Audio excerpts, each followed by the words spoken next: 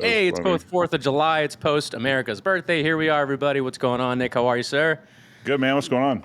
Good. We have our hands. We have our toes. We didn't do anything stupid that I saw Yeah. so many videos of. Oh, man. We did not. Hey, post 4th of July videos the internet is hot. Bro, listen, I don't go on X all the time because it's a mind suck like most social media, but I I saw don't this even have an guy. account. Good for you. Good for Yeah. you. I'm I proud haven't of had an people that say account. I don't I have an got account. off Twitter. Hell, man. This got to be over a decade ago. Oh, Got damn. to be. Okay. Got to You be. just said this isn't I for just me? saw it then. I'm like, here's the thing. The reason I didn't like it is it was just people arguing. And it's like, look, I got family and friends. I know what this looks like. Like, I don't need some stranger arguing. You know what I mean? It's like Instagram, TikTok, it's the same for Facebook for me. Like if it wasn't for the Hyperclean Specialist group, I wouldn't be on Facebook. 100%. If it wasn't for client services, I would not be on Facebook as well. Has Yeah. anybody ever sent you a video where you see the farm, the bot farms, where it's like one room and there's like 150 phones? Oh, And I they're know. all It's oh, dude! wild. In the first comment I saw, one that was sent to me yesterday was like, "This is who you're arguing with online." I'm like, "Yeah, you're probably right." Yeah. But anyway, it makes somebody feel better. They just want to just rip people. Look, we have a wild comment section at times, so I know Oh exactly what yeah. everybody's going through. Exactly, and that's a perfect way to start the show. Listen, we talk about all kinds of stuff. We don't necessarily go, on our rants about drag racing, circuit racing, or whatever. We talk about cars, markets, all Track kinds of days, stuff. track days, track Track days. days. People love them a track day, right? Yeah, But we every do, track is for sale, but people just love track days. and not maintained whatsoever. But there's Yeah. a couple of exceptions, of course. But what we also like to talk about is the buying and selling and flipping of cars and just the markets altogether and what people's interests are and what you're buying today, 2025, or whenever you're listening to this. People have this weird thing, man, about the price of cars. We're on everybody's side. Yes. You've said it so many times. We're on your side. Things are overvalued. There's a clip going out later today, as of this recording, where you say you think everything in the market, for the most part, is 10 to 30% overpriced. Like, we have these discussions. But there's a few people out there, actually quite a few people, who refuse to buy used.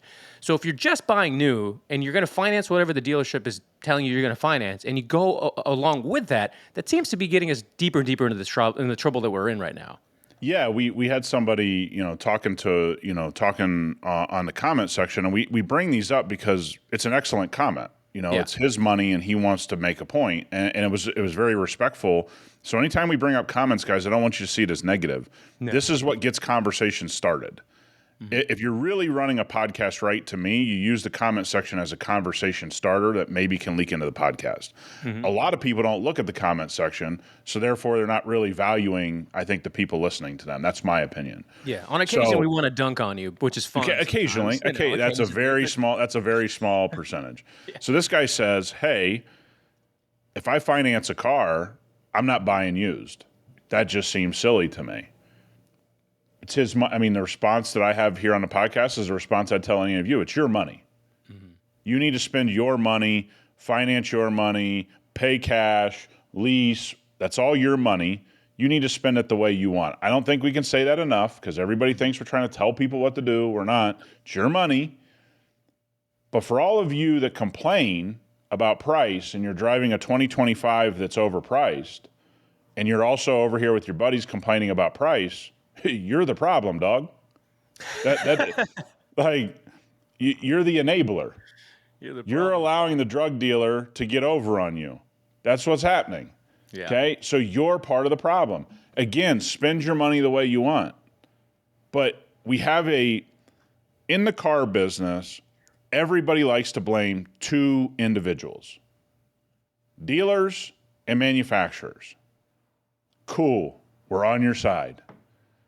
There's a third party who enables those two entities to make billions and trillions of dollars over their history: the consumer. You know how you don't enable them? You don't overpay for the car. We are really, really, really hard on those two entities, which we should be. And the third entity in the program, the consumer, we're like, well, they're getting screwed. Who signed the paper? Dude, I think it goes dealership, sales manager, and then third is the manufacturer.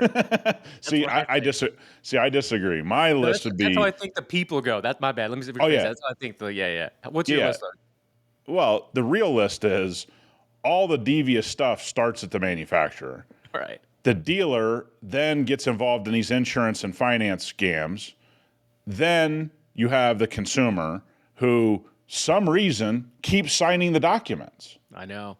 Now, I want to tell people a little fact that I went through when I saw this comment. I've been helping, again, private clients. I don't sell these services publicly. You have to be somebody who is paying me through collection work, whatever. Nothing's being sold here. For 15 years, I've been purchasing cars for collections, for daily drivers, for whatever. Then, if you get referred to me, I will help somebody out, okay, and say, okay, yeah, because I just don't have the capacity to do everything that I'm involved with. In 15 years, we have not had a single customer who bought a car that was a bad deal in their eyes, because everything we did was above board and said, just like we had a guy want the new Hummer. You remember me telling a story on here. Yep. I said, bud, you're going to lose all your money. Like, this thing could go to zero. There's no bottom for electric cars. He's like, right. I don't care. So in his eyes, he took all the risk. And again, lost half his money. But he didn't feel confused about what happened. Okay? He didn't feel confused like he got a bad deal. No, he knew the deal he got. You're going to buy this. You're going to lose 50% of your money. You're at the level you don't care. All good, brother. Buy what you want. But he was educated on what was going to happen. So for 15 years, I don't have anybody that's entered a deal that they didn't exactly know what they were getting. Okay? And most of these deals, people have been extremely like, wow, got a good deal, didn't have to pay this, didn't have to, right? All that kind of stuff. But we have a consumer base that is convinced they know how to get over on dealerships, yet the dealerships don't, it just keep getting bigger and bigger and bigger, and manufacturers keep making more and more money, so you ain't winning. And then you have comments like this where a guy goes, well, if I finance a car, I'm buying new. Cool. The only comment that I'll say to that is never complain about price. Never complain that the price keeps going up, because the supply and demand market, that is why the price is up the way that it is. Yeah, and if you watch that clip that goes out, or the several that will probably go out from this point forward, or the ones from the way in the back when we first started the show, we've said that time and time again, and a lot of people resonate with that. They agree, and I think are being more conscious about when they go out and make a purchase. And then you do have a lot of the people where maybe they're just in a better situation, which we can understand, right? You're just like, it's more of a time thing, the convenience. Wife wants this, I want that, I'm going to get it, whatever.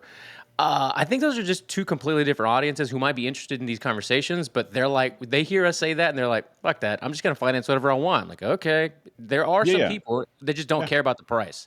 Yeah, but and by the way, that is amount. mostly the clients that I've been around for 15 years. I mean, those are the people that have car collections, and so I understand that side of it. But I then have had people referred to me out of those clients, maybe work for my clients, whatever, or a friend or a family member says, hey, can you help someone out? And now I'm in the middle class or the lower middle class buyer, and I see worse habits out of those than the people that have the money. Yeah. And again, none of this is a judgment by me. I've been around cars in the car business, started in the car business in 1998 at a wholesaler that moved thousands of cars a month through auto auctions. Yeah. I've seen the levels of this business. Doesn't make me an expert on everybody's situation, but it's like the guy that sits there and bangs the drum about paying cash. They think somehow they're entering into the car business better than everyone else. And then they'll argue with me, by the way, I have an account from all the cars I've flipped over the years that is my car account to go buy anything I want cash. So you're talking to a guy that goes, yeah, man, it's no big deal for me to go buy what I want cash. But I don't think it's like the way to buy a car. Yeah, I'm in the car business, and I buy the car what makes sense to me for what I've set my life up. But guess what? And I want to say this to people, Rob. I have billionaires that pay cash for cars, and I got billionaires that lease and finance cars. So you're sitting there telling me what people do. You just don't have the experience. So you're going to tell me billionaires are just not smart with money? Like, that doesn't go together. There's a comment from back in December, dude, where one of the first comments on one of the first 5 videos was, if you can't pay cash for the car, rather, you can't afford it. And I pinned it. And that comment to this day, gets hundreds and hundreds of likes and comments, and people are roasting him for 6 months, this guy. And I'm surprised he didn't delete his own comment. Like, he just keeps getting roasted by these people. I'm like, what I replied was, hey, this isn't a Dave Ramsey audience. You made a wrong turn somewhere. Yeah, because again, there is no right. Remember, if you buy a new car and you pay cash, or you buy a new car and you finance, most financing is taking place under 5% on new cars. Okay. Again, we're not talking about somebody that pays 29% interest at a buy here, pay here lot. We all know that's a bad decision. Okay. Yeah. Let's move that to the side and stop acting like that's the majority of the market. It's not the majority of the market. Okay. You can go get a Toyota Tundra today, a Honda, whatever, and they're going to give you 2.8% on a brand new car through their financing arm, or 3% or 4%. There's no argument that you're going to pay all this exponential interest if you're smart about it. And by the way, if you can make 8 to 10 to 12% on your money or more as a as a self-employed person, there's an argument to all of this. But the crazy part is when you tell me, go pay cash for a car that's overpriced, you're doing better than the person who financed, when both of you are probably going to sell that car. And by the way, you're both buying it on the steepest part of the depreciation curve. The word smart doesn't come into it. Okay. Yeah. That the only way to smartly, quote unquote, okay, this isn't how I would speak, but this is the way we need to speak. The only way to smartly buy a car is to make sure you're on the end of the depreciation cycle. And that is somewhere between 4 and 4.5 years old and older. So anybody buying a new car telling me how smart they are financially because they paid cash or they financed or whatever they did, there is no such thing. That's the steepest part of the depreciation curve. Yeah, and this is becoming more of the fun part of the car world. If you're like a real enthusiast, you might call yourself, or somebody who's just interested in them, the fun part is figuring out how to get that sweet spot, like you said, like we've talked about several times, like the cheap mileage, right? Or the cars that you enjoy, the cars that are, in your opinion, better made, and finding those, getting the right price, enjoying it for a time, and then getting rid of it. And not necessarily just waiting for the newest and latest and greatest thing to come out and then go and getting it. Most people aren't doing that anymore, and it's really fun to see in the comments where, we got some listener questions, by the way. If you guys want to shoot us an email, it's clutchculturepodcast@gmail.com. We read regularly, weekly, if not every other week. We read several of your questions and get answers and conversations going. But a lot of people picking up 25s, 24, and then a lot of people like you and I think you and I, absolutely, and then most people listening could go sign on the dotted line for almost any car that they want to finance. Yes. But instead of doing that, we're like, let's find the stuff that we know we're going to enjoy, that's at a decent, depreciation curve, that's got a decent lifespan in it to still enjoy. That's the fun stuff. Not just go sign on the dotted line for anything that's overpriced on top of it. That's not what people are looking for. Yeah, and I don't, again, if that's what you want to do, man, we don't really have a ton of advice to give. Hey, don't go into the F&I office and buy anything that they're selling. You pretty much beat the system. That's beating the system, okay? And again, yes, you can get, you can negotiate a few thousand off, and okay, I get all that. Look, but we're talking about minuscule differences. The place that people get screwed is the F&I office. So if you just say, hey, I want to sign, here's the price. We've gone over that in past episodes on how you should do a deal. And honestly, go ahead. Go ahead. Well, taking care of your car too, man. Like, I've known Nick for a couple of years now, and I thought I liked taking care of my car until I realized how Nick takes care of his cars. And I'm like, God, there's always so much room for improvement. So I know people that are listening are really they're heeding that warning from you, because that point of people don't get rid of their cars because they just want to. They get rid of it because they hate the way it's mechanically been taken care of. They hate the way that it looks. They hate the way that they feel in it because of those reasons. So taking care of it mechanically, your Lex was just in the shop. My GGI is in the body shop getting hail damage repaired. When I get it back, and I told you on the last episode, I'm not talking about you have to be super meticulous about it, but you do have to take it where you are right now and be honest with yourself. You can take that a couple of levels higher than what you've been doing so that you can enjoy that car longer. Yeah, so, if you're not following us on Instagram and all platforms, we're going to do different things on the platform, just whatever lends itself. Yesterday I did a story on our Instagram where my guy Carlos, just a couple doors down from me here at the shop, we got a meticulous shop. I mean, first and foremost, guys, if you walk in a mechanic shop and it's a disaster, I'm not saying they're not a good mechanic. I'm saying over my years, those have been the problematic mechanics that I've seen people deal with. So the first thing that you should look at is how clean's the floor, how clean is their work area, how meticulous is everything kept. Not because I think that guarantees you're a great mechanic, but take some lessons of organization and that they're staying on top of their shop. They might stay on top of your car for you. That's a first thing. And my guy down here, a couple doors down, you saw he had paintings on the wall. This dude's meticulous. The reason he's meticulous, actually, and he told me this, is because when he was taught to be a BMW tech, which he's not just solely a BMW tech now, that was the requirement. Like if they came to where he was taught, if they came to your work area, like they would, I mean, it was like reprimand time. So he was kind of instilled and taught his way in the business. And that's a cool story that people were taught that way. So we get the LX up in the air.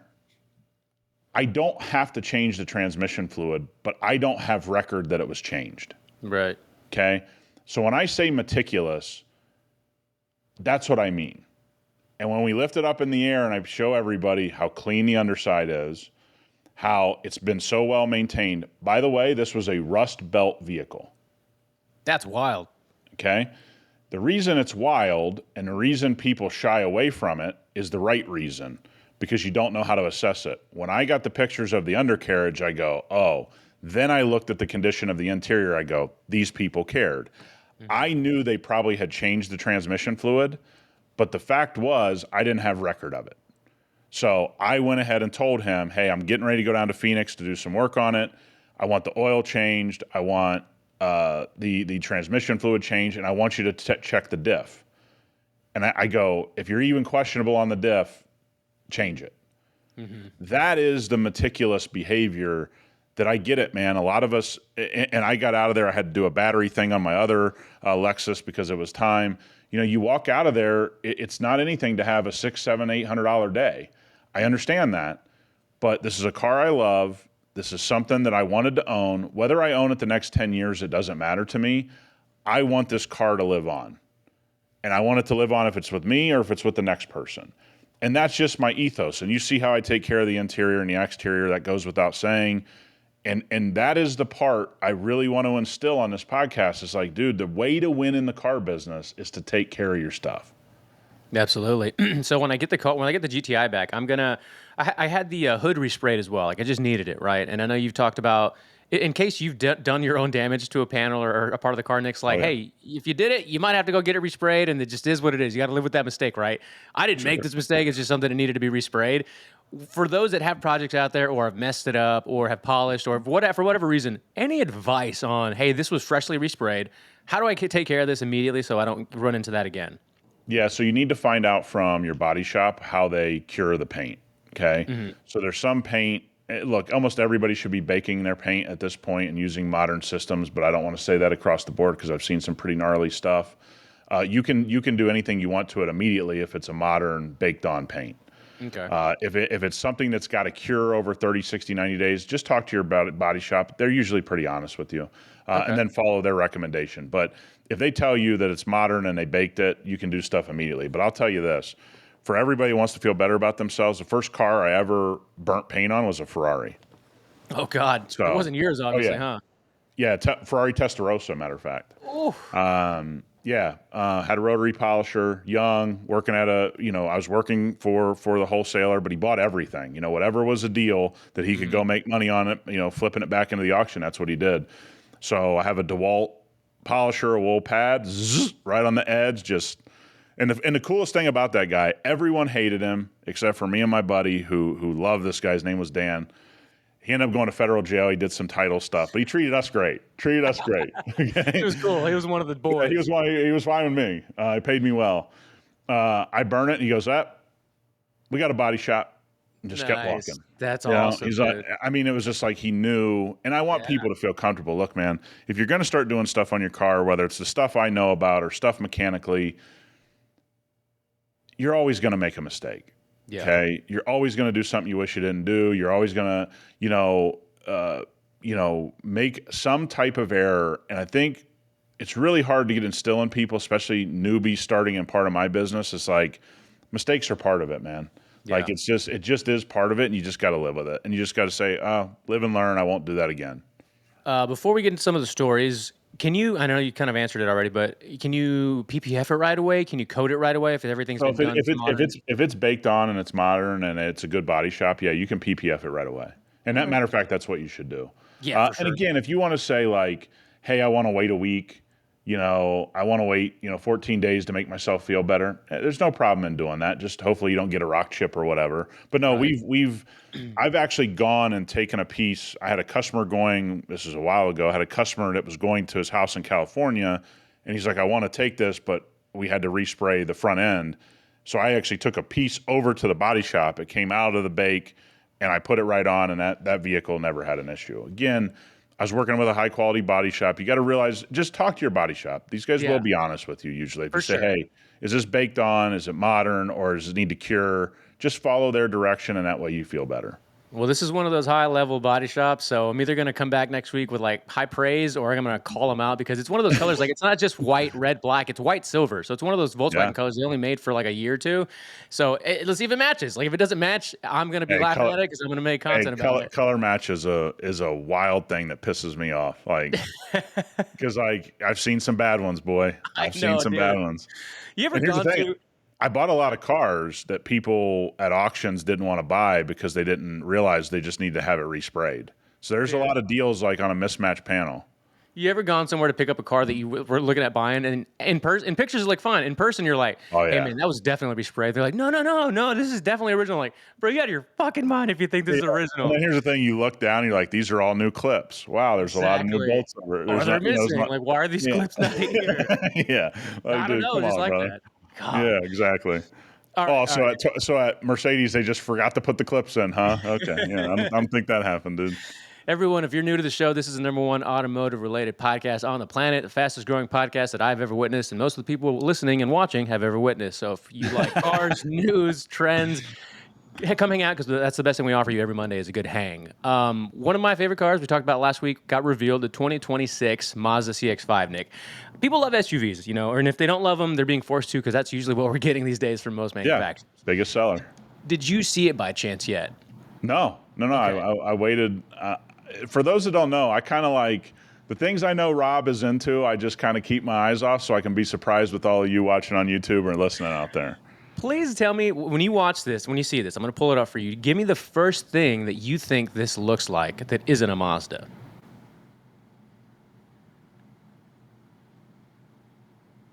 Why does that kind of look like a clown shoe BMW? Ooh, that's good. I didn't think that myself. All right, give me another one. You looked at it for a hot second. That looks like a Nissan Murano. Let's go. Let's go, Nick. We're on the same wavelength. I said You want to know Murano. why? It's the front grille. I said Murano and Rogue. I said Murano and Rogue. Yeah. So when I tell people the angle that I'm looking at this, just so we're clear, this angle on car and driver, the reason I said clown shoe is look at how much curve is in the back of that. Just from that angle. I know it's the guys, I know it's not. I'm just saying it's got a hell of a lot of drop hair in the back. Okay, now I'm gonna bring up. So it looks good, right? It looks decent. I want to go through it and get Nick's opinion because he's a hell of a critic. If you don't already know Nick, Here's the thing, that's kind of the silly thing is the stuff on the side of the grill is literally like out of a Nissan plant. dude. So the back looks really good. I'm Yeah, scrolling down. that looks great. Yeah. That looks great. The up close from this angle. Oh, okay. So here let me revise this. Yes. In that front picture you showed me, you couldn't see the bottom of the grill very well. I think from this angle, I don't get Murano anymore. Do you get Rogue?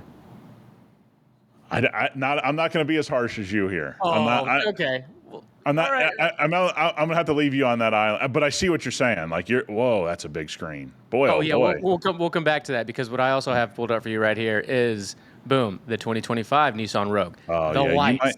Hold on, you might be right. It's the I- front grill. It's the angle of the front grill and the lights. Yes. It looks. That's what makes it. Not the actual design of the grill, but there's the way the grill is cut into the car. Oh wow, yeah, you called it. Yeah, Okay. Yeah, I'll have to eat eat those crow there. words. You're pretty Thank you. close. Now, let's just compare this for everybody watching on YouTube. What it looked like when it was the proper year, as I call it. Please tell me I have it pulled up. Give me a second, everybody. I just praised you, and here we go. I Screwing up the know. listening experience for Also, everyone out there. this Oh is so yeah. this is still a new one. This is a close up of the new one, right? Okay, so the light orientation, but they do have similar like cut-ins in the bumper. Boy, oh boy. Boy, oh boy, is correct. Okay. Now, if we go back to the 24, which is the one that I currently own, or the wife, drives around. Boom. Yeah, you're right. So much better. I'm going to tell you this. Did they heighten the front end of the car? Because Absolutely. this That's why this the is a little lights bit more. Yep. You're right. This is a better looking car. is a Yeah, much better this is one of the rare times Nissan or Mazda's probably Mazda. been, you know, given some heat from from Robert. Dude, the very first time. And you know what's funny too? I'm gonna re-pull up so we can go through some of the interior shots because Car and Driver had this is the title. Nick, can you read that title for us? 2026 Mazda CX-5 revealed. Bigger, roomier, and a hybrid is coming. Okay. Now I knew for a fact, all right, I knew for a fact that that wasn't going to, or that this is the original title, 2026 Mazda CX-5. This wouldn't have been allowed, by the way, between like 2020 and 2024. Hits a growth spurt, but thankfully stays pretty. I screenshotted it because I knew that They were headline going to was take heat. They got so many emails they had to take pretty off of there. Hey, what a move! Hey, that's a yeah, what a move, veteran journalistic move right there by Rob. bro. Hits a growth spurt, but thankfully stays pretty. I was like, holy shit, they printed that. Yeah. Well, AI printed that, I'm sure. Well, whoever Eric Stafford is here, sorry guy, I'm calling you out here because you revised it. I don't see an editor's note. I just saw that you changed the title. Whatever. Yeah. Big J journalism over here at Clutch Culture. I love it when people call us automotive journalists. I'm like, Yeah, what yeah. is an automotive By the journalist? way, do not call us that. We are the furthest thing. We make By the the way, joke. we are probably closer to that than people that say they are that. But just so we're clear, we're not We are journalists. And by the journalists. way, We are either just are off the they. tray. Yeah, no, Either for are sure. they. All right, real quick, let's just skim through the interior shots. I just want to get Nick's because they also messed up on the inside where they have this big screen that's not integrated like everything else, and they got rid of the physical buttons. We have everything in the infotainment like modern They have no Volkswagens. buttons. Can you pull that up? They have Yeah, no buttons at all? They don't have heating, cooling. it's They don't all have in the volume. infotainment. Oh, God. Yeah, from Just my so we're from clear, for anybody that doesn't know, I understand that they're trying to cut a cost. Can you lower that? I can't oh see it. sorry, I had to make too big. Yeah, they're lowering cost. I mean, it's very, very cost effective for them to get rid of buttons. Very cost effective. One of the things about buttons going away is it's not about the user experience. It's not anything about that. When they can bury everything in the screen, it's very cost effective for them to do. And I'm sympathetic as a business owner to you got to run your business, but heating, cooling, volume button, maybe a couple radio buttons, you know, whatever. If you want to eliminate those, fine. That has kind of been proven that that's the best way to experience the car. I'm not saying bring all the buttons back. Like, don't be Grenadier, which I think is great that they have all those buttons, but I know some Yeah, I people agree. make comments. But here's the deal. The heating, the cooling, the volume button, those are tried and true. We know it's intuitive to use. They're getting rid of them because it's a cost-cutting thing for them. I understand it, but it's a way worse user experience. I don't have, for some reason, I can't find the article readily of like close-up shots. They went the route that you were roasting Honda for, where they don't have the logo anymore. It's Mazda written out in some kind of font. Another. You're just doing too much. You're just doing too Bro, much. pissing me Doing off, too man. much.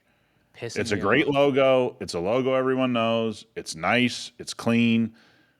We'll go back to it. Let me explain. I think they'll all go back to it. They'll all go back to where they were. I know we saw some upgrades to Bentley's, logo. I mean, they're one or two logos ago was probably a better time for their logo. It's just people inside the building looking for something to do instead of doing things that need to be done. What do you think is worse, like changing a logo to another logo that just looks way different, or getting rid of it and writing out the words? I hate anything that takes up more space on the car with letters. So I'm the wrong guy to ask. It's like I think all of it's terrible. I want the emblems off. I just want everything gone. Oh, that's I right. just I am asking I the wrong know what person. I purchased. I don't need to be reminded. It's like when you get in a new Toyota and they got Toyota real big on like the grab handle for the passenger. It's like, dude, I know I bought a Toyota. Let's relax. Like, let's Fully just put a disagree. grab handle there. It's no big deal. Here, before we move on, this is what the exterior is going to look like. It's on the steering wheel, by the way. So if you can get a good image of this in your brain, this is what's on the steering wheel where the horn is. Oh no. Yeah. Why did they do those? Would be ripped off. And now here's the thing: as long as they're old school taped on there, rip those off. The back end will look better. You know what? It looks like it's embossed and on there on the embossed area. If that's a no-go. That would actually be a reason for me not to buy the vehicle. That's how, You're like, absolutely these right. guys that buy like Silverados and it's Chevrolet is stamped on the back. It's like, I'm not buying that. Like, We all know I I, don't care. I think it's cool. Yeah. yeah, I'm, Rob wants Mazda on every door. Listen. Nick sent me a low miles, no miles posting of a '04 SRT4, and I was like, man, dude. I was like, I always wanted a blue one. I had a black one. He goes, now's your chance. I still have. So I found the SRT flag. I added extra SRT logo emblems onto my car because I thought they were so cool. Had Yeah, it I on the front, know. on the back, on the doors, on the For those sides. that want to roast Rob, it's Rob at Clutch Culture. Not true, and I don't care even if you did. I hear you. It's okay. You're wrong. It's all right to be wrong sometimes. It's all right to be wrong all the time. Yeah, exactly. All right, we're going to take a wild turn here. Lexus LFA successor makes first official outing at Goodwood Hill. Have you seen the thing? Yeah, it's been out for a while. They've been driving it around. I think people are still debating whether it's Toyota or Lexus? Lexus, Yeah. doing it, but it looks like it's Lexus. It's going to be their flagship. Can we do away with the camouflage? We see these from So, time to time here in Vegas. um, It's so stupid. And by the way, if you want to keep it secret, there's plenty of tracks you could just go rent for 6 months, with your wallet and just go, yeah. nobody's allowed out here. Trust me, many of them need your money. So don't tell me you couldn't do that. You have no reason to be driving this on the road. You're just trying to create some buzz. It is what it is. Just be done with the stupid camouflage. Like it's it's so stupid, man. Like it's See, that like thing works, Nick, 'cause I have no idea what's going to work Nick up sometimes. And I'm like, man, I never would have thought the camo was going to get that reaction. yeah, because I just saw one and it was like I don't know. It's like an old Ford Taurus like successor with Yeah. camouflage. It's like guys, I promise we didn't care. We don't care now. We can see how the thing works. Like we can see what it's going to look like. And by the way, you're probably going to make some changes anyway, light changes here and there. Like just relax. Now, that being said, I've been fortunate enough to drive a few LFAs, work on a few LFAs. If they really have a true successor to that, I mean, dude, I'll be so all in. If it sounds anywhere near like that original LFA, which to me is the best sounding vehicle that you can buy, that's my opinion, then I'm all in. Like I just hope they don't screw it up with some hybrid system, a la the SF90 situation at Ferrari. I just hope if you're gonna do it, let's all pray they do it right. You think it's because we know some big names that like will say that's the worst sounding car ever, right? Like you think they do that sometimes just for the buzz of like saying it, or do you I, really I, think that they're I eager would I to? would never listen to them about anything in life if that's what they said. I Oh, wouldn't take their advice about anything. If they said, "Hey, this smoothie over here is delicious," I'd be like, "Nope, that dude says the LFA doesn't sound good. I'm out." Like I'm gonna have to tell it. Nick off the air who this is. Oh no, look. I've seen some people say things about the LFA. It's not a perfect car. No, There's no. And by the way, but to I say it sounds still bad. don't believe. Yeah, to say it sounds bad is just. I mean, you might have had a stroke that week and not known about it. Like you need to get checked. I mean, that's just a crazy statement to make. But again, if I can understand saying to yourself, you like to hear the chop of an American muscle car, and that's what you really love. But you Mhm. can't say there aren't Ferraris that sound good. LFA sounds good. That just doesn't go together. You can say I prefer something over that, but to just objectively say these cars don't sound good when everybody in the world who has two brain cells is like, yeah, that sounds pretty badass. Like it's not a consensus thing, dude. It's like, and I think a lot of it is wanting to be different Yeah. and not understanding you're allowed to say my preference is I like the chop on my Challenger from back in the cool brother. That's your thing. I'm all good. Don't tell me an LFA doesn't sound good. Hey, the way Nick said brother, I think he thinks he knows who I'm talking about, but he is gonna be wrong. All right, check this out. I got this sent to me. You're on the same channel as this audio, so let's let it play before we hear your reaction to it. I almost forgot kind of what it is, but I wrote in my note, must show Nick. That was my only note next to this video, so let's play it real quick.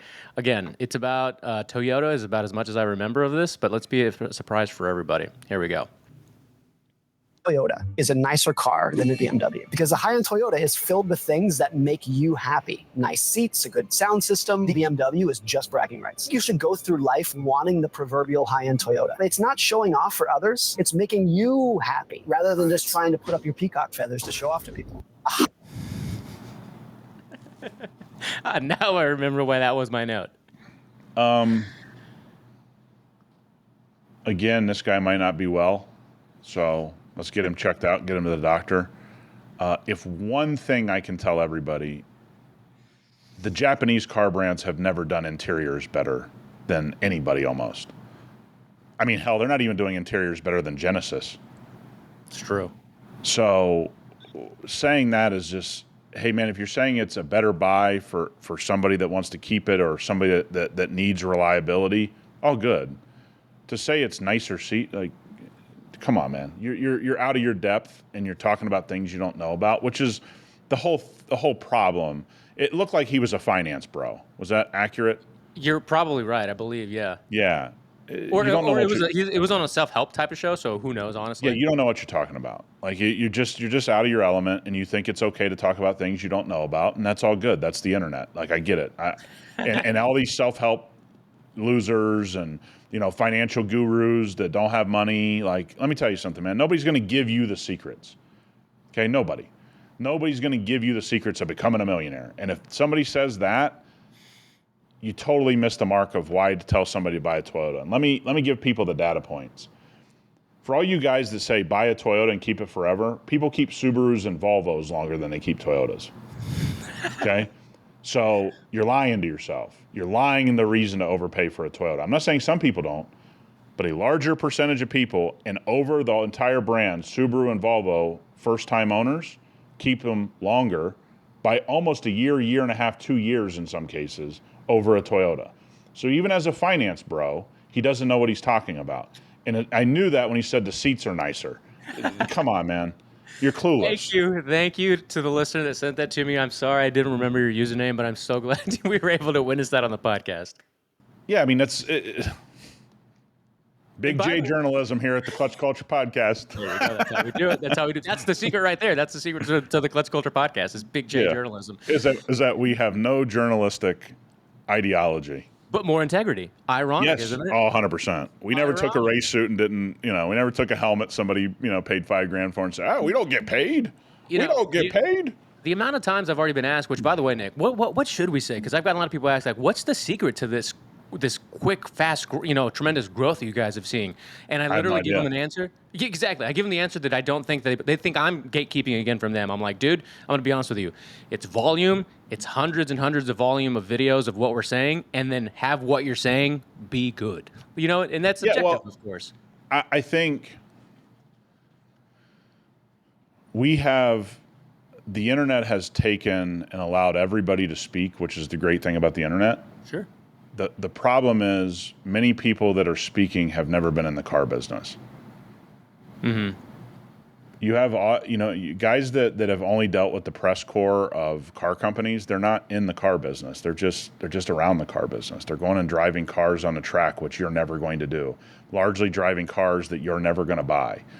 Largely, hanging around people you're never going to be around.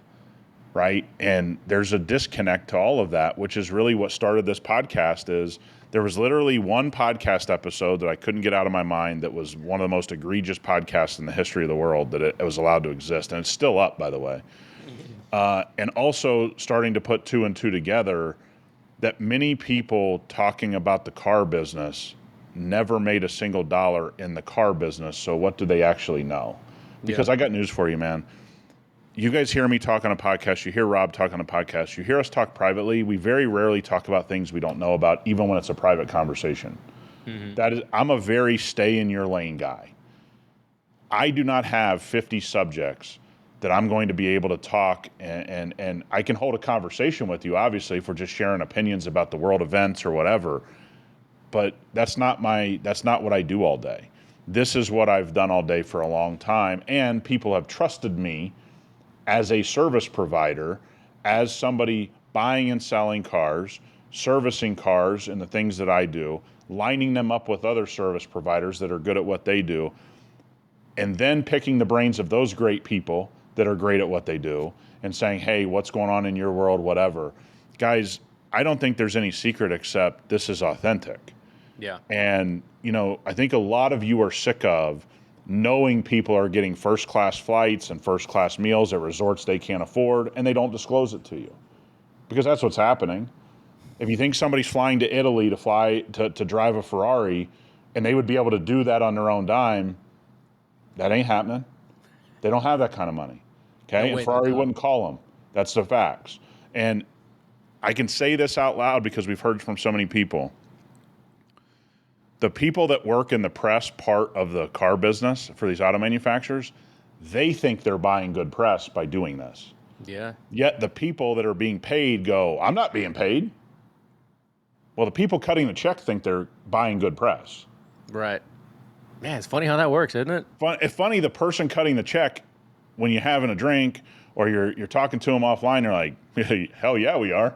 Sounds like the opposite of a good transaction, if you're asking me. Yeah, they're like, hell yeah, we are. And then these guys are like, nobody dropped a bag of money on my doorstep. It's like, I don't think that's what anybody said, dude. So I think you guys as consumers have just gotten sick of it. I mean, I believe it because I got sick of it. Yeah. I like car content. There are people that I like watching. You and I send videos of car content all week long. Yeah. Hey, check this out. Hey, look at this guy. This guy's doing something cool. Yet all of the people doing cool stuff are not in this system of taking trips, gifts, behind the scenes, and they're the people doing things authentically. You see them drop a wrench or bang their hand when they're changing a brake, or they ruin their car, or they wreck the car into the wall when they go and drive. They're doing authentic things that they want to do. And I think you as the consumer, me as a consumer, Rob, I'll let you say what it is for you. I think honestly, we're all tired of it. Yeah. Yeah, I think it's the fatigue of like a lot of what's been going on has been going on for as long as YouTube or we'll say the internet, like social media has existed, right? Like YouTube turned, I believe it was 25, like this past month or whatever it is. And a lot of the early adopters are still kind of around. And again, no shade thrown at anybody, but as we've all kind of grown up with the internet and this content, it just so happens that like our desire to like consume a certain type of content is gradually changing. When you make more money, you start having a family, like your interest is still there, but if it's not being presented to you in the way that you kind of evolved as a consumer, it's not going to resonate anymore. And that's what happened to Nick and I. And then it just so happened on top of that, we had been doing other things in business and in life and in media that allowed us to have the skill and the previous reps to come on, turn a camera on or mic on and make something, put all that together, like Play-Doh and produce a pretty good piece of content. Yeah, no, these are good answers. And look, man, I'm glad people ask because I'll readily tell anybody. I have a bunch of people in my life that are asking, hey, what's going on over there? And I mean, my answer really is, I don't know. If they keep prying, I go, I just think there's a level of fatigue that people had with all of these people sort of living in this very underground, not above board to you, the consumer. And you go, also, man, how many times can I watch this guy go to a track day that he didn't pay for, that the company paid for? By the way, sometimes those cars catch fire. You're never told about that. I had somebody from a media who left a press part of a big auto manufacturer that goes, we invited 30 press members on a huge launch about a decade ago, all people who were posting on YouTube or writing or whatever. Every car caught on fire. Not one person wrote or took a picture or put a picture out of those cars on fire. Wow. Two things. And by the way, yeah, that car, when it came to production, had massive issues and massive recalls for the owner. Wow. And nobody ever knew about it. Nobody ever knew about it. But those people on that press launch, they knew about it. Wow. Because I know the person who ran it. And they go, yeah, the car's caught fire. Damn. We knew we had an issue. We thought we had it solved when we went back to production. A photo never came out, never written in a single article, never put in a single video. That's just one example. Right. I'm sure there's several that you. I'm sure there's hundreds and thousands over the years. Yeah. 100%. somebody I know that was, I wasn't even aware this was going on, but TikTok had some sort of a either influencer specific or car influencer specific event. I don't know if you saw this about a month ago or so. And somebody I know was invited personally to go attend this event. And we're going to chat about what that experience was like on a phone call here pretty soon. And first I was like, why didn't we get the invite? What are we talking about Yeah. over What here? happened to Rob and Nick's Yeah, invite? making a splash over here. We didn't get an invite from TikTok? Like that's Well, crazy maybe thing is, I have been invited to these on the product side of my business, where there was something very public being relaunched by a brand that everybody would know, and they were flying everybody down to a 5-star resort in Phoenix, and from all over the country, maybe even all over the world, and the amount of good press they got out of that, I watched, and I said I wouldn't do it. I didn't do it. I didn't go down there, but because it's crazy to me that a flight in a 5-star resort stay and all these little tchotchkes that you get would even be a reason for you to not be to be bought off. It just doesn't make sense to me. It didn't matter how much money I have. It just seems to, because I even said on the phone call, I remember their media team, I said, hey, if this stuff stinks, I'm going to tell everybody.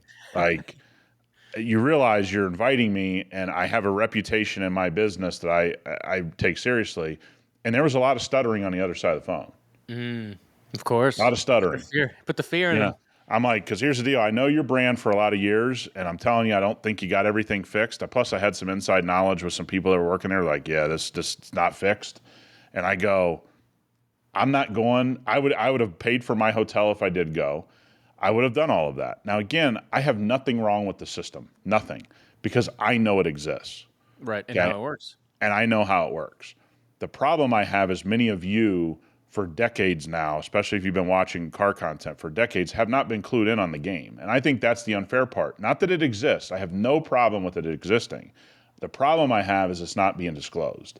Right. So, And I think you guys can feel that. You guys are feeling that now. That's what I think that many years of doing it that way, now you guys are tired of it.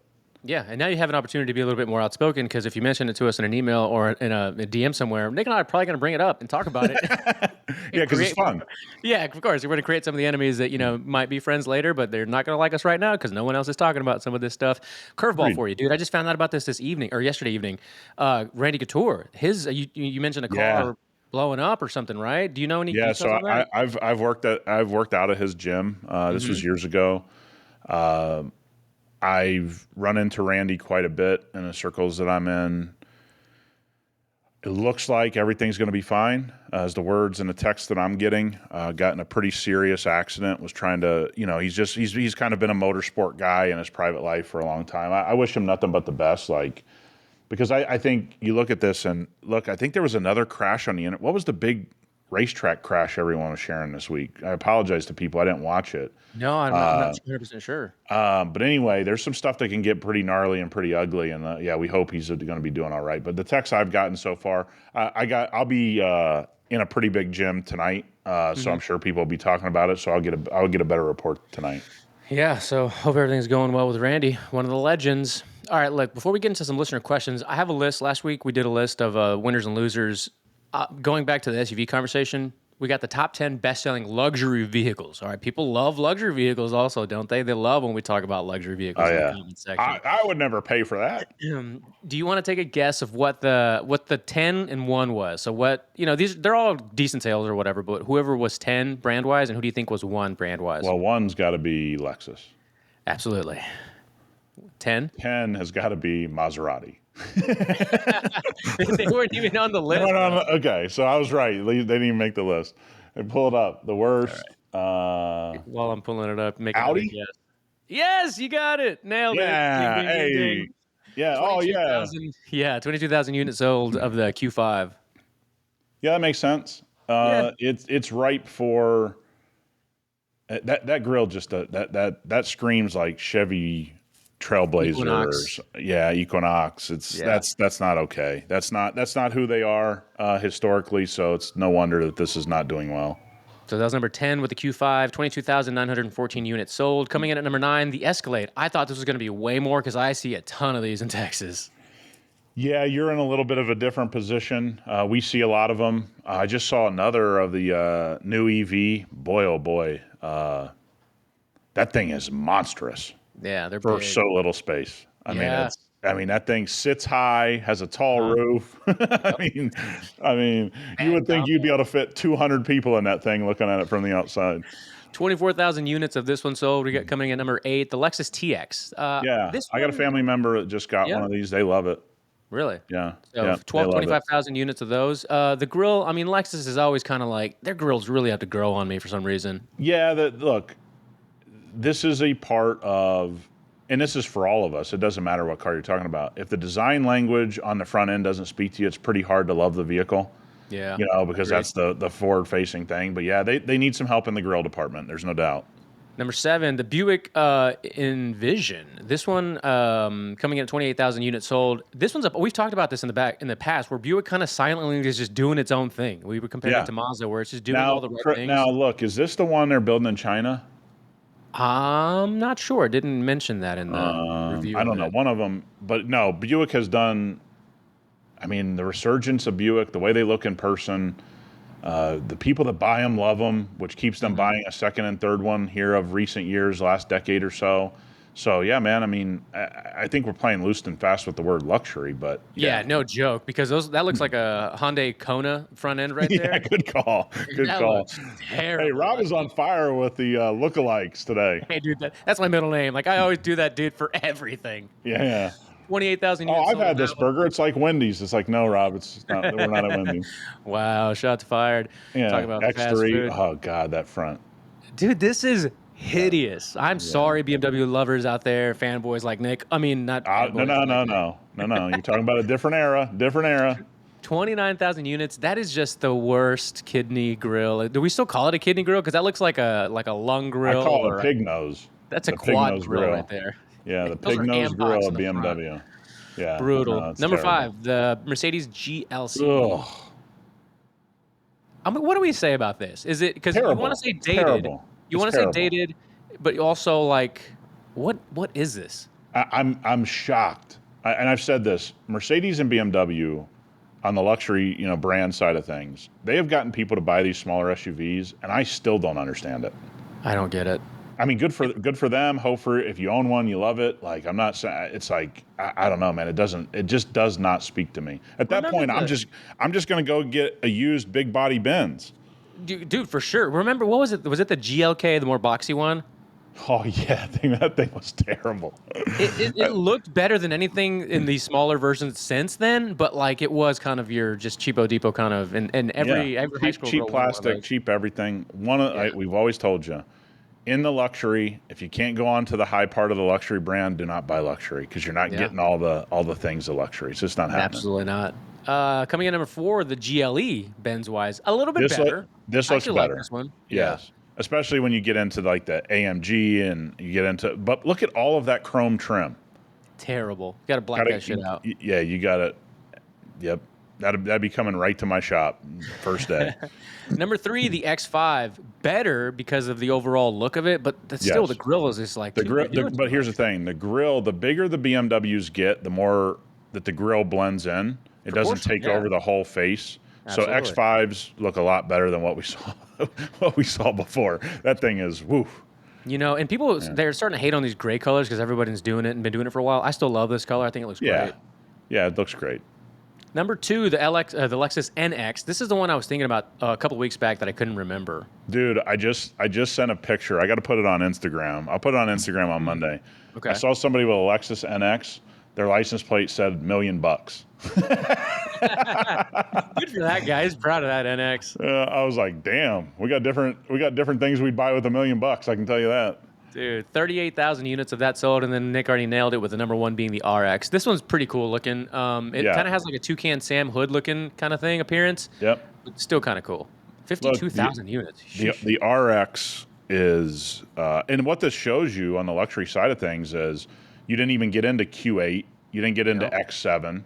You didn't get into any of the big body Benz. You didn't get into G-Wagon. You didn't get into all these things that people that we all like love. The things that you end up loving most of the time as car people never make the top 10 list. Never. No. Like RSQ8, which is basically just a lesser Lamborghini Urus. It's like that makes all the sense in the world for a lot of people. They just don't buy it. They really were, like you said, fast and loose with the word luxury in this list, but the size differences were also pretty surprising. Like to go from Escalade to whatever Buick was offering, and then Yeah, and you the essentially only successors. have one big luxury SUV on the list, which is Escalade. Yeah, everything else is the midsize, almost like crossover-ish kind of size. Yeah, yeah, and it It's just makes the world sense. we're Look, living it's in. it's Yeah. it's the price point. It's what you get. It's usually enough space for everybody. This has always been the topic of conversation in the luxury market, especially in the last 10 years as SUVs have taken over. Is big SUVs are hard to sell, but that's kind of what everybody wants to own. And then they get to the lot and they're like, I don't really want to pay that. And then they get something like the RX, which is understandable.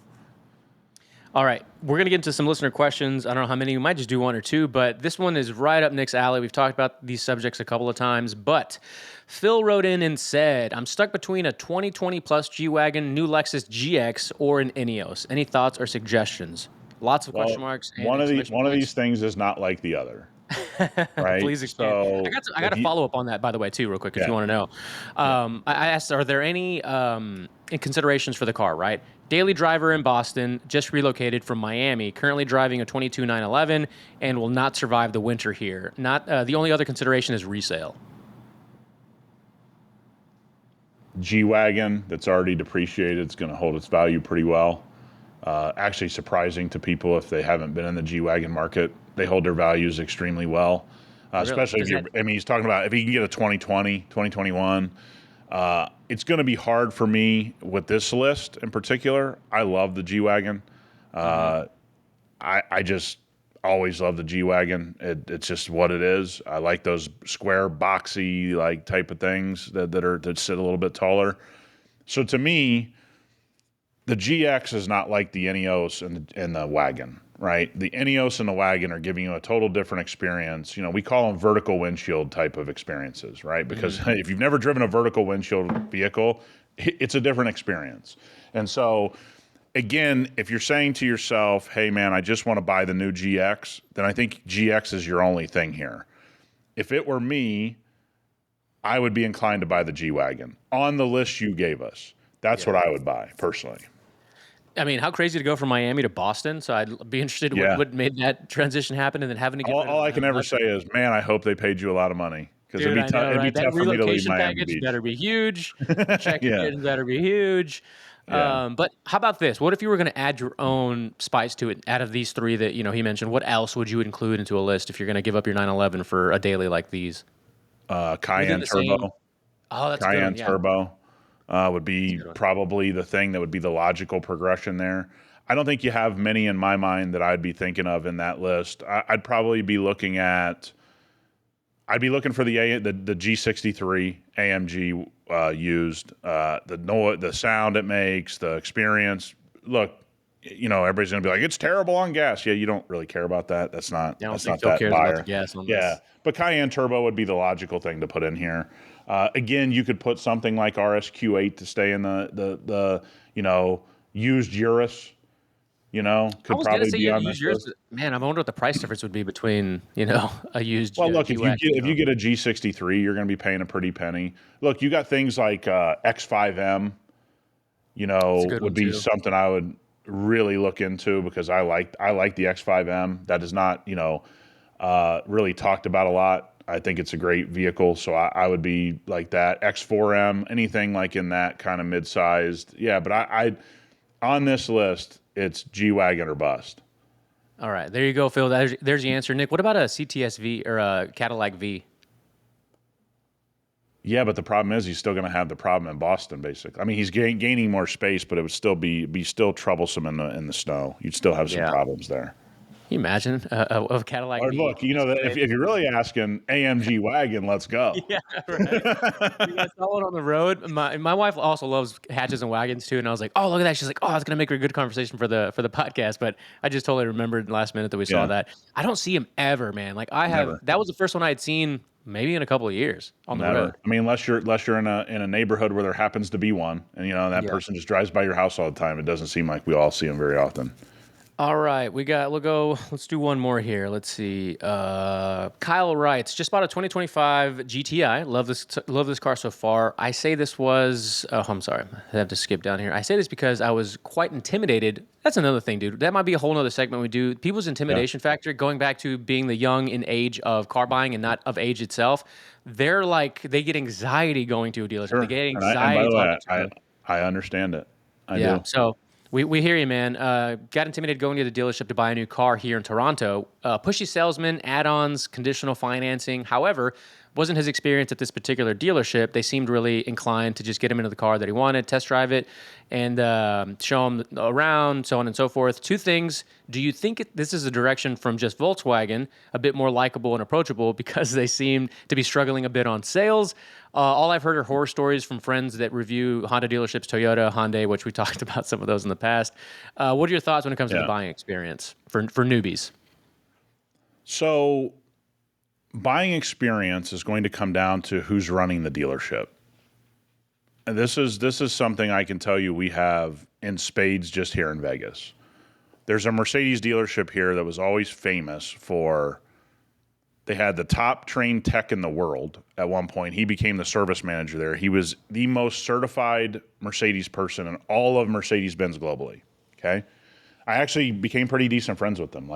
He very, very high paid, elevated guy, right? When you're talking about being the top of the top, I don't think people realize what a service manager can make. I mean, you're talking about, this is a multiple six-figure gig. This is not, 80 grand a year. They had a GM that was there for a very long time, took care of everybody. All of those people have now moved on. They've aged out. It's time for them to enjoy their retirement. That dealership stinks.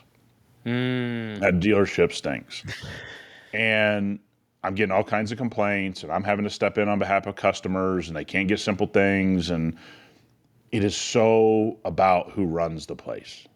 If you go into a dealership and it's high pressure, and they're pushing everything, and they're heavy, hard closing you, that is from the top down of that dealership or the dealership group, and that's how they train their people to be.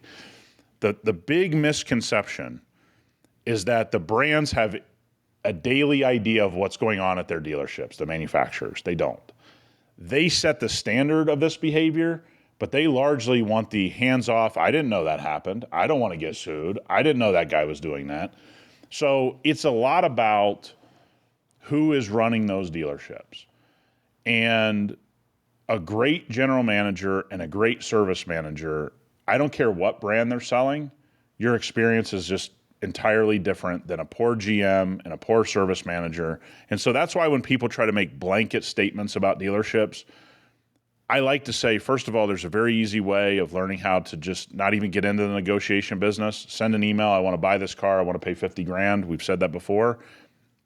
But also, when you go in and you say all dealerships are this way, no, they aren't. You get a great general manager running that place, dealership's not a bad place to. I'm not saying they're not going to try to sell you financing stuff and make their money. Yeah. Okay, that doesn't make them bad because they're trying to make their money. It makes the relationship easy to go, guys, I'm not purchasing those, therefore I'm not signing the document with those on them. That's it. That's all you have to do. This is what their job is to do. Just like when you go into Best Buy, they want to sell you a TV. It's just what it is, man. That is the nature of the beast. But it is all about who runs the dealership. So I'm very, very thankful he had a great experience. But you need to celebrate the local people making that place that way, not something that the brand is doing. So as we land the plane here, let me just ask you, just for funsies, what dealership, and maybe you have to, actually, yeah, what dealership do you remember having the most egregious attempt to regain your purchase after already telling them, no, this isn't what I want to do? Like, do you have any stories of being chased out to dealership, it being getting to your car window? Because I do. I'm just curious if you did. Look, when I bought that Subaru that they screwed up the pricing on the internet, I got a lot of phone calls and a lot of hate. But look. Yeah. Have I had bad dealership experiences? Yeah, man, when you're talking about the amount of cars that I've been involved in the purchases, yeah, I have some bad experiences. I remember one that, DocuSign and that stuff was not available at the time. So for all of you that are like, well, look, 10, 12 years ago, 13 years ago, 15 years ago, you didn't have that option. You had to sit down. Sometimes you were signing actual paperwork. It wasn't on It wasn't on an actual, iPad or computer signature, even in person. And I remember we were buying a Porsche for a customer out of California, and I had to go there. That's how they wouldn't courier the documents. They wouldn't, fax them. They wouldn't email them. They wouldn't do any of that. Nuts. So it was already a red flag. I go to the dealership, and I got the power of attorney to sign the documents. And the guy's like, how on the $100 bill that they'll hold it up? This guy was like, almost made me feel like he was holding the power of attorney like up to the. It's like, what do you? So I already knew it was going to be. The whole thing was like a bad experience. So anyway, they have the documents drawn up because they know we're on the way. The documents have all kinds of shit that wasn't supposed to be on there. I mean, from processing fees to tax title and all this stuff that was supposed to be rolled into the deal and not listed out, but that didn't bother me. Then they had nitrogen in the tires, and they had had all this kind of, and I go, hey guys, he's not going to pay for this. Okay, just redraw up the paperwork and I'll sign it. And the guy just stared at me. He's like, yeah, we're not doing that. I go, well, we got a verbal agreement of what we were going to do here. So, I mean, and you're in California, it's pretty strict about this kind of stuff. Like, I'm not going to make a scene here, but you're actually going to make me fly home without this car.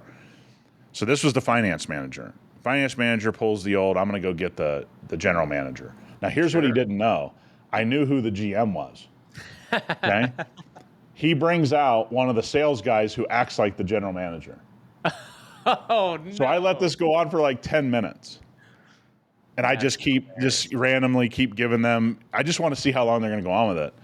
So then finally I had enough, and I go, so you guys going to actually go get the general manager before I call him on the phone and tell him what you guys just did? They turned white as a ghost.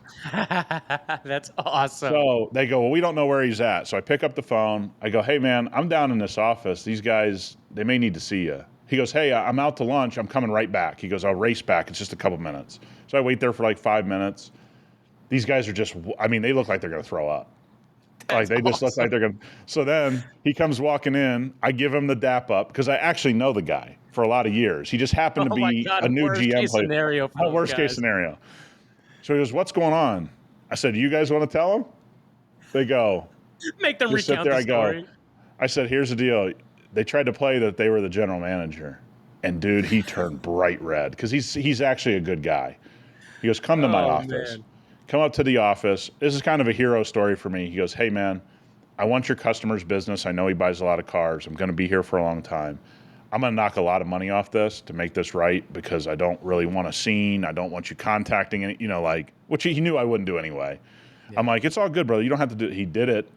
I went back to my customer. They had money in their pocket. That customer's still my customer today. He goes, I can't believe what you did. How'd you do it? And then I told him the story. He goes, are you serious? I'm like, yeah, man. That's exactly how it went down. So, yeah, that was one of my wilder stories. That's incredible. Bravo. That's an applause right there. I haven't I didn't do anything. I just happened to know who the GM. I mean, if you didn't know, the guy acted like a good GM. Like, I was like, oh, he's the, you wouldn't have known, but I actually knew the GM. Well, let me give you a brief story because it's not nearly as good as that. I'm trying to buy a car for my sister. This is 2019, so pre all the chaos happening, right? End of 2019. It's literally December. It's cold. It's raining in Houston. Nobody wants to be outside selling and buying a car, but you got to do what you got to do right at the dealership. Yeah, 100%. We have an agreement on the phone, similar situation. We get there, and it's not the same thing that we talked about on the phone. I just said, it's just me and my sister. I was like, all right, we're just going to go ahead and not waste anybody's more time. We start walking out. We get back into my car, and we're starting to drive out. The sales manager's walking out. Again, it's cold. It's very cold. It's raining. And he's like, wait, roll the window down. And he's like, what if we did this, that, and the other? And at that point, I'm like, let's see how long I can keep him out here. So I'm like, okay, so we're having because you're warm. Because you're warm. You're in the car. Heaters, the seat warmers, everything's on. And he's just like, he's in a long sleeve shirt. And he's just like, what if, he's bundled up like this? What if blah, blah, blah, blah. Dude, no shit. 3 or 4 minutes, I have him at my window just talking about back and forth. And at the end of it, I was like, no, I don't really appreciate the way you were trying to do business. And I just drove off and left him standing there. That dude's still telling a story about how you had him standing out in the cold. But this is the whole point, guys. The one power you always have is the pen. Yeah, if the pen never touches the paperwork, you didn't get ripped off. You didn't have a bad deal. When that pen touches the paper, I want everybody to be clear. You've agreed to the terms. So it's hard for me to look at that and go, they did something wrong. Okay? You signed the paper. I know the tactics. I know the things. I'm on your side, but you also we got to start being good consumers too. And the power of the pen is exactly that.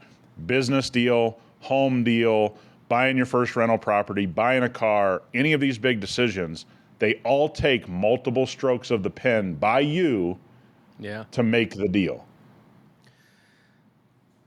And that's it, right? I thought you were going to go somewhere else with that. I took a breath as you stopped. And I was like, okay. No. Here's the thing. I want people to, I've walked away from real estate deals. I've walked away from business deals.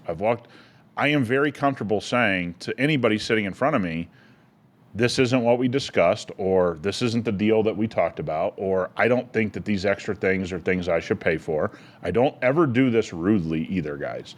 This is not, I'm going to sit there and bark back at somebody. Yeah, that's what your grandpappy tells you to do. Not somebody that knows really what to do. The guys that walk away, they do so pretty quietly. Like, I'm guessing you weren't real heated talking to that sales manager. You just go, hey man, this isn't what we're doing. You didn't honor the deal. It's all good. I'm going to walk away. I really, from our podcast, what I want people to know is you are the one with the power, because if you don't sign, they don't get a deal and you don't get ripped off.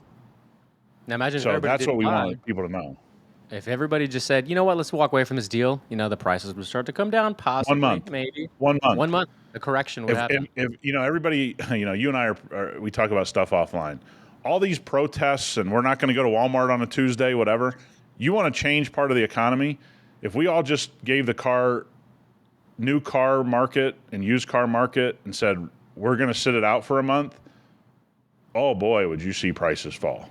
And you wouldn't see 5 and 10%. You'd see, massive. What I will say is I've done that a couple of times with brands, and just, I don't want to spend my dollar there.